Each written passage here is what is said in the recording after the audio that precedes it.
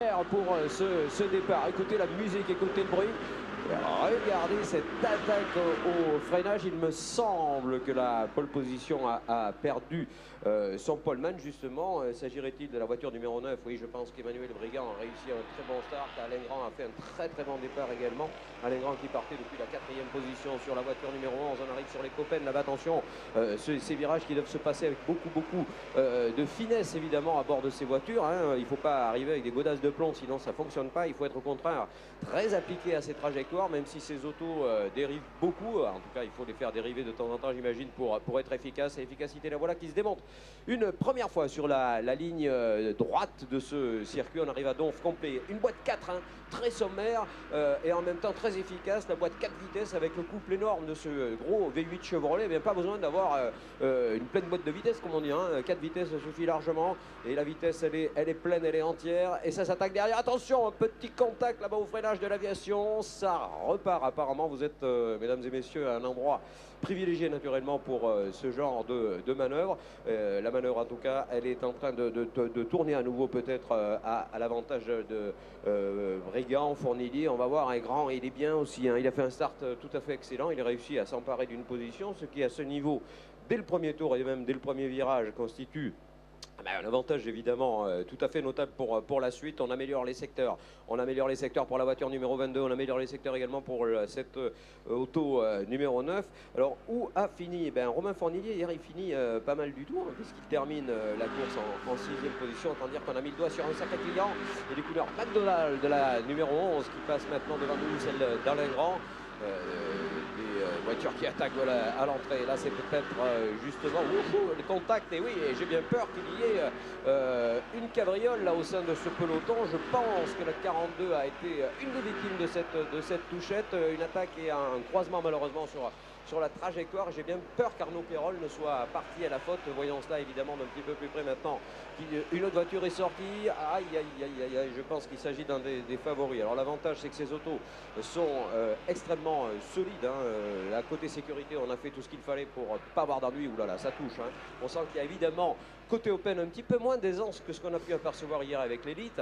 Alors, pas la peine d'expliquer beaucoup plus longtemps la raison de cette situation, bien évidemment. Là, on a affaire à des gens qui sont pour certains gentlemen drivers, pour d'autres des gens beaucoup plus reconnus dans le milieu du sport automobile. Pour preuve, eh bien ceux qui ont déjà construit, réalisé, obtenu des palmarès importants. C'est le cas d'Arnaud Pérol, on le répète, qui tout de suite a été en difficulté, disons-le. Ces autos demandent évidemment d'apprentissage. On ne dopte pas ce genre de monstre aussi facilement. 450 chevaux, on le répète une nouvelle fois, des gros freins. Et bien entendu, ces limitations techniques qui font que eh bien, c'est tout simplement d'égalité dont on parle, c'est d'équité dont on souligne l'existence. Existence qui se précise également pour un leadership qui est en train vraisemblablement de se confirmer. Un leadership qui à nouveau confirme cette position. Voilà la numéro 22 de Fournillier. Il a amélioré le secteur 1. Alors on ne fait pas dans la mesure. Hein. Secteur 1 le meilleur, secteur 2 le meilleur, secteur 3 le meilleur. Il sera vraisemblablement l'Ombada. Bon. Au crédit de ses propos, nous allons rajouter évidemment qu'il a déjà participé à la course élite hier et qu'on peut imaginer qu'il s'agit là d'un petit avantage. On verra si au sein du groupe des élites tout à l'heure, puisqu'il va rouler évidemment sur l'endurance main event en fin de soirée. Et là, il va y avoir à nouveau des confrontations entre les pilotes élites et les pilotes open. Et le rythme va être évidemment assez nettement plus soutenu. Alors, le schéma, on vous l'expliquera au moment de la présentation de la grille de départ de ce main event. Il s'agira, eh bien, non pas d'un schéma qui ressemble au GT, bien au contraire. Il s'agira justement d'arrêter toutes les voitures sur le classement élite au bout de 20 minutes. Bref, on se réserve tout à l'heure des espaces pour vous expliquer tout cela dans la précision. Ce sera le bouquet final de ce meeting. Et je vous invite d'ores et déjà à acter évidemment qu'il faudra bel et bien rester jusqu'au bout après le GT pour voir cette endurance. Pour l'instant, on est sur l'Open. Pour l'instant, ça continue d'être le show bouillant. Romain Fournillier qui occupe la tête du classement et Arnaud Pérol, effectivement, malheureusement, irrémédiablement recule dans les positions, recule dans les classements. Confirmation qu'il y a bien eu touchette tout à l'heure avec une attaque qui venait venait de l'arrière. On n'a pas trop, puis on n'a pas surtout à dénoncer qui que ce soit sur cette attaque qui me paraissait à la fois un petit peu optimiste et sans doute la résistance était elle aussi tout aussi optimiste. Donc voilà, le résultat il est clair, ça touche et ça sort. Brigand deuxième, voilà cette première voiture, en tout cas dans nos pronostics on devrait la positionner pas mal du tout, cette numéro 9 que va partager Brigand avec notre ami Elari sur cette auto 9 qui termine deuxième hier, on le répète, on le souligne, alors qu'Eric Dermont qui partage cette voiture numéro 1 avec Lucas Lasserre, bien pour l'instant est 16e. Donc ça complique un petit peu la tâche, vous l'aurez saisi peut-être de ce relais de Dermont, on verra, c'est jamais complètement acquis, il y a des techniques, il y a des stratégies, la course sera plus longue, celle-ci compte encore 12 tours, donc pas d'affolement, et une amélioration encore du record du tour, on vient de boucler ce nouveau passage pour Romain Fournillier en une petite minute, 37 secondes, 596 millièmes. Il en met un. Je peux vous dire qu'il se régale avec la piste aux étoiles de cette voiture de Romain Fournillier, la numéro 22. C'est vrai qu'il reste sur cette dynamique du ressenti d'hier. On a la chance immense d'avoir encore une piste sèche. J'espère qu'on l'aura tout au long de la journée. Il faisait 13 degrés ce matin lorsqu'on est arrivé sur le circuit. C'est donc très très bon. C'est bon pour Brigand, c'est bon pour Grand également. Et les couleurs McDonald's de la numéro 11 installée en troisième position et solidement installée à cette place. Alors que Fournillier continue d'attaquer, lui il se pose pas de questions. Mais puis on prend du plaisir, on fera nos comptes après. Attention tout de même de ne pas aller jusqu'à cette fameuse faute qu'on a pu constater. Derrière, attention, ça freine très tard, ça allume les roues. Au bout de la rectiligne, y compris pour les places à l'arrière du classement avec les Perrol qui a amorcé sa remontée. Avec Alain Dessens également sur la numéro 33. Il est à la 20e position. C'est lui qui vient de faire visiblement les frais de cet assaut majeur pour le leader. Un leader qui pourtant ne s'est lancé pas forcément depuis la pole position. On rappelle qu'il s'agissait tout bêtement, si c'est lui qui s'est lancé de la pole, pardon, c'est Brigand qui avait la deuxième position, puisqu'on inverse, on le répète, sur la formule de départ lancée, la première ligne de la grille de départ. Une belle attaque là, tiens, qui est en train de se préparer sur l'auto numéro 85, et ça devrait passer logiquement dans ce grand gauche. On a vu qu'il n'était pas facile justement d'attaquer, je crois que c'est le virage de la Grange, c'est de cette manière qu'il était appuyé juste avant l'enchaînement des Coppel. Et on est en train de ramener la 99 et qu'on avait certainement là aussi considéré comme étant une des voitures impliquées dans cet accrochage, la Fast Club Ford Mustang de Pascal Hugo, qui malheureusement n'aura pas été beaucoup plus loin que les quelques 2 ou 3 tours qu'elle a pu boucler. Un tour en tout cas magnifiquement conclu encore une fois, puisqu'on améliore à chaque passage et quasiment il y a beaucoup de monde, y compris dans cette catégorie Open, qui sont sous la barre des 1 minute et 39 secondes maintenant, puisque c'est le cas de Vincent Gonneau également, qui est en train de faire une course absolument remarquable avec la voiture numéro 15. Il se pourrait bien qu'il y ait des changements justement à ce titre et à ses positions, surtout 4e position du numéro 15, et ça revient sur Alain Grand.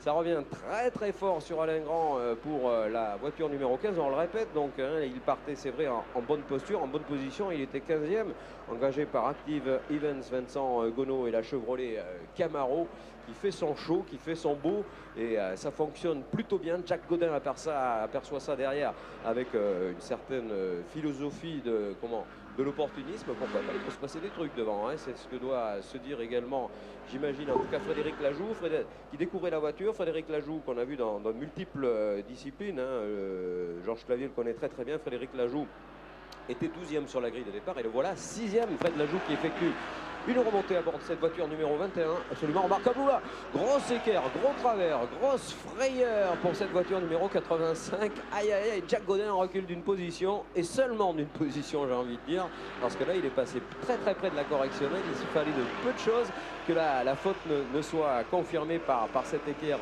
sur le livreur encore un petit peu friscouné de Nogaro. Alors qu'on améliore, Vincent Gonneau, on l'a dit, il est à l'attaque sur Alain Grand. Vincent Gonneau et la voiture numéro 15, alors qu'on va passer les leaders. Derrière, c'est chaud bouillant et c'est rien de décider encore pour ce podium Open. Un podium Open qui pourrait se jouer justement pour la 3e position entre Grand et cette fameuse remontée de Vincent Gonneau. Le voilà, Vincent, qui va bientôt rejoindre l'aspiration que va produire Alain Grand et sa voiture numéro 11 aux couleurs McDo, on le répète, un de nos partenaires. J'ai presque envie de rajouter naturellement. Et du coup, eh bien, le contact est quasi fait maintenant entre Lajoux et Cormon. Gérald Cormon qui fait là aussi une course remarquable. On est dans des niveaux de performance extrêmement comparables, extrêmement équivalents, alors qu'il reste encore 10 tours, un petit peu moins, 9 tours à boucler pour la tête de course.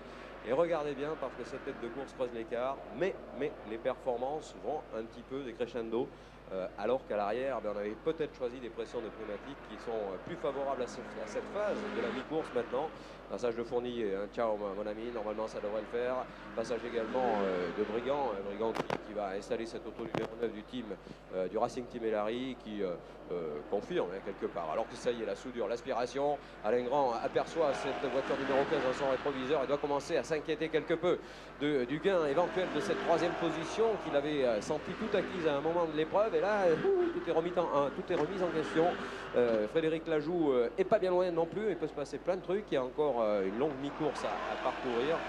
Les copains, on regarde les images télé pour voir s'il se passe des choses. C'est pas vraiment à cet endroit qu'on aurait tenté, j'imagine, parce que les autos sont longues, larges et difficiles à placer sur ces freinages des copains. Voilà, on va sortir du trip et attaquer cette fameuse ligne droite. Et là, malheureusement, pour Grand, je pense que ça va chauffer encore un petit peu plus à chaque passage. Mais voilà, ce duo pour le gain de la petite marge du podium. Grand va commencer à serrer la corde, à couper la spie. Grand qui sent bien que cette aspiration va tout de même bénéficier naturellement à la prestation de Vincent Gonneau, absolument démonté dans cette phase de l'épreuve.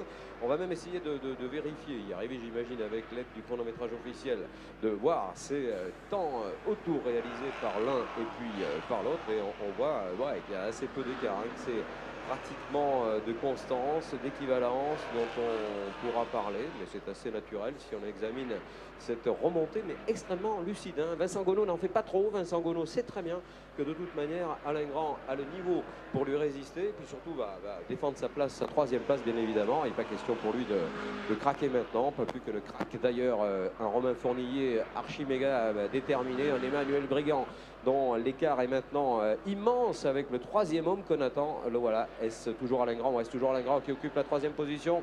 Et un petit peu de terrain perdu pour Vincent Gonneau. Vincent Gonneau qui a laissé partir légèrement la voiture McDo numéro 11, contraint peut-être d'éviter d'être trop déventé sur les appuis et du coup de perdre quelques